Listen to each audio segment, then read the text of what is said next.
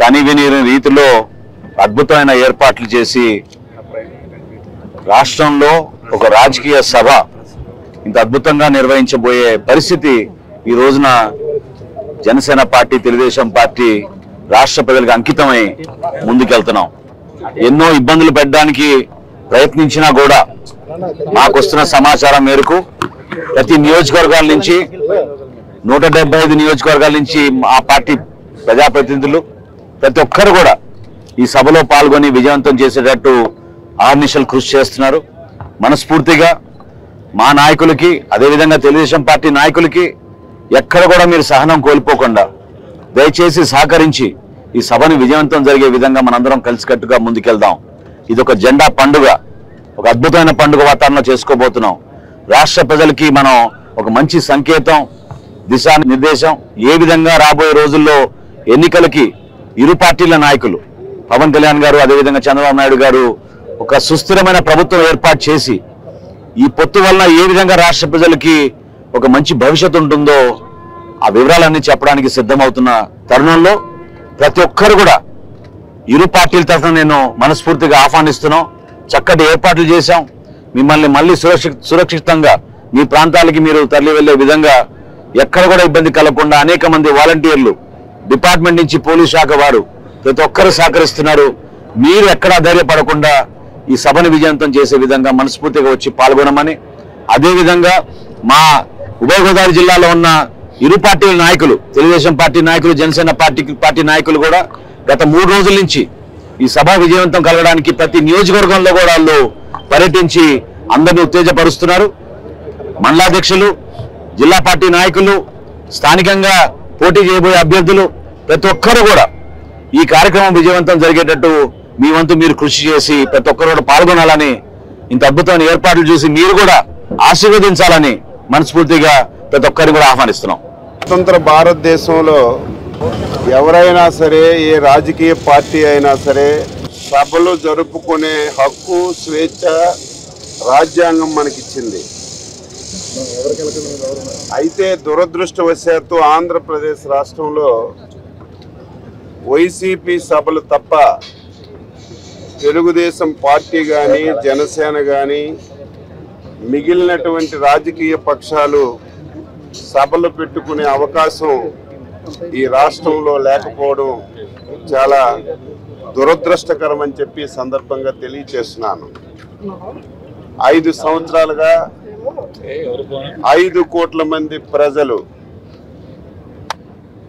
ఈ ముఖ్యమంత్రి, ఈ ప్రభుత్వం వల్ల ఎన్ని ఇబ్బందులు పడ్డారో మనందరం కూడా ప్రత్యక్ష సాక్షులం. నేను చాలా సందర్భాల్లో చెప్తాను, ఒక ప్రభుత్వం పరిపాలనలో ఉండేటప్పుడు 5 సంవత్సరాల తర్వాత వ్యతిరేకత వస్తుంది. ఒక ప్రాంతం నుంచో, ఒక వర్గం నుంచో, ఒక కులం నుంచో, ఒక మతం నుంచో వస్తుంది. కానీ ఫస్ట్ టైం 5 కోట్ల మంది ప్రజలు ఒక ప్రభుత్వం మీద, ఒక ముఖ్యమంత్రి మీద ఎంత అసహించుకున్నటువంటి పరిస్థితి ఎప్పుడు కూడా లేదు. ఎందుకు ఈ పరిస్థితి వచ్చిందంటే ఏ ఒక్కరిని వదలలేదు, ఏ వర్గాన్ని వదలలేదు, ఏ కులాన్ని వదలలేదు, ఏ మతాన్ని కూడా వదలకుండా చివరికి దేవుళ్ళను కూడా ఇబ్బంది పెట్టి ఈరోజు 5 సంవత్సరాలుగా ఈ ప్రభుత్వం నడిపాడు. ఇటువంటి పరిస్థితిలో రాజకీయాలు పక్కన పెట్టి, అధికారాన్ని పక్కన పెట్టి, పదవులను పక్కన పెట్టి ఆంధ్రప్రదేశ్ భవిష్యత్తు, 5 కోట్ల మంది ప్రజలు భవిష్యత్తును దృష్టిలో పెట్టుకొని ఒక విశాలమైనటువంటి హృదయంతో తెలుగుదేశం పార్టీ, జనసేన పొత్తు పెట్టుకున్నారు. దీని మీద కూడా చాలా మంది కుక్కల కంటే దారుణంగా మాట్లాడుతున్నారు. ఎందుకు పొత్తు పెట్టుకున్నామంటే ఆంధ్రప్రదేశ్ రాష్ట్రంలో వైసీపీ విముక్త రాష్ట్రంగా తయారు చేయాలని, 5 సంవత్సరాలు ఈ రాష్ట్రంలో ప్రజలు పడినటువంటి ఇబ్బందుల్ని తొలగించాలని, భావి తరాల శ్రేయస్సుని ముందుకు తీసుకెళ్లాలని ఒక విశాల హృదయంతో పొత్తు పెట్టుకున్నటువంటి విషయం ప్రతి ఒక్కరికి కూడా తెలుసు. రేపు మధ్యాహ్నం 2 గంటలకి తాడేపల్లి గూడెంలో తెలుగుదేశం పార్టీ జనసేన ఉమ్మడి సభని నిర్వహించాలని చెప్పి 2 పార్టీలు నిర్ణయించాయి.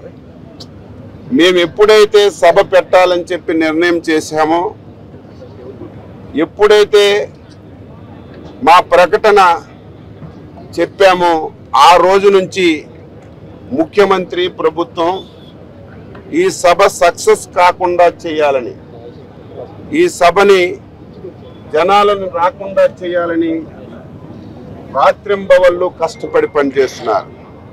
నేను అడుగుతున్నాను, వైసీపీ పార్టీకి ఆర్టీసీ బస్సులు ఎన్ని కావాలంటే అన్ని ఇస్తున్నారు, డబ్బులు కట్టకపోయినా ఇస్తున్నారు. ఆర్టీసీ కాకుండా బ్రేక్ ఇన్స్పెక్టర్ని, ఆర్టీఓల్ని ఉపయోగించి స్కూల్ బస్సులు, ప్రైవేట్ బస్సులు బలవంతంగా తీసుకొని వైసీపీ వాళ్ళు సభలు జరుపుతున్నారు.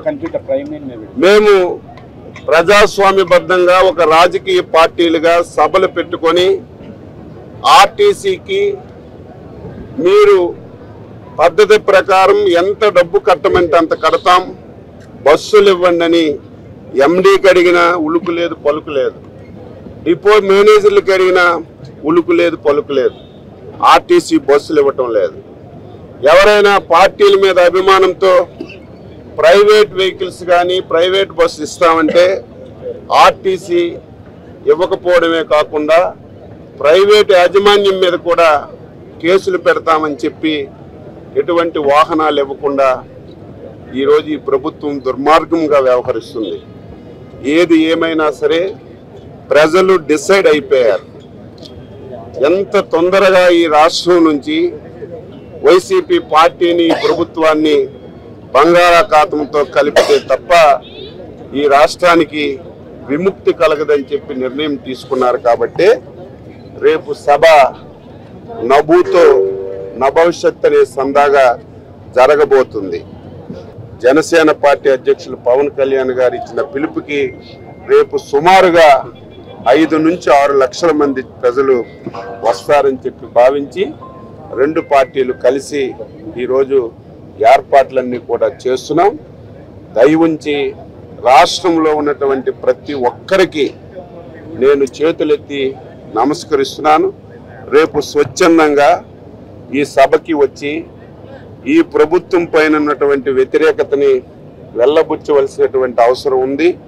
ఎంత తొందరగా వీలైతే అంత తొందరగా ఈ ప్రభుత్వాన్ని సాగనింపడానికి ప్రతి ఒక్కరూ సహకరించి రేపు ఈ సభని జయప్రదం చేయాలని చెప్పి తెలుగుదేశం పార్టీ తరఫున పిలుపునిస్తూ సెలవు తీసుకుంటున్నాను.